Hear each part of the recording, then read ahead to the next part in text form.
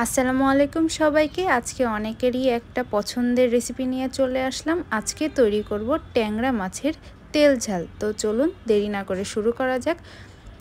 এই যে প্রথমে ট্যাংরা মাছগুলো নিয়ে নিয়েছি। সাধারণত ট্যাংরা মাছে থাকা ক্যালসিয়াম দাঁতের মেলানিনের ক্ষয়রোধ করে, এছাড়াও রক্তনালী ভালো রাখতে সাহায্য করে।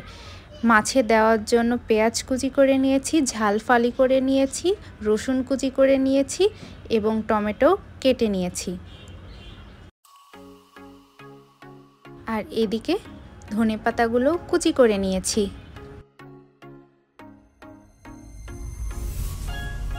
যেহেতু চচ্চড়ি মতো করে রান্না করব, এজন্য প্রথমে কড়াইয়ে কুচি করে রাখা পেঁয়াজ, ফালি করে রাখা কাঁচামরিচ, কুচি করে রাখা রসুন, রাখা টমেটো, রসুন বাটা, জিরা বাটা, পেঁয়াজ বাটা, পরিমাণ মতো হলুদের গুঁড়ো, ঝালের গুঁড়ো, স্বাদ মতো লবণ দিয়ে খুব ভালো মতো সবগুলো একসাথে হাত দিয়ে মেখে নিব। এরপরে এর মধ্যে ভালো মতো কেটে রাখা ট্যাংরা মাছগুলো দিয়ে একসাথে মাখিয়ে নিচ্ছি।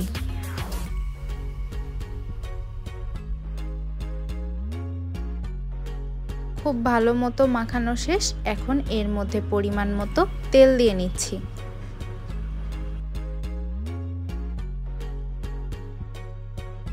এখন রান্নার জন্য পানি দিয়ে দিচ্ছি। চুলার আঁচ লো টু মিডিয়ামে রেখে ঢেকে দিব।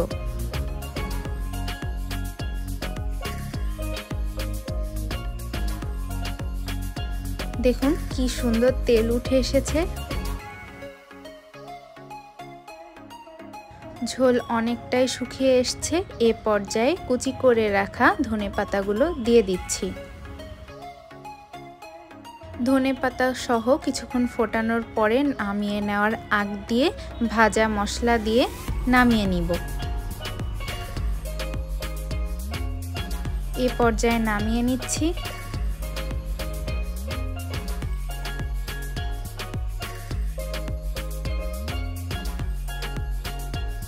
গরম ভাতের সাথে এরকম একটা ট্যাংরা মাছের তরকারি থাকলে আর কি লাগে।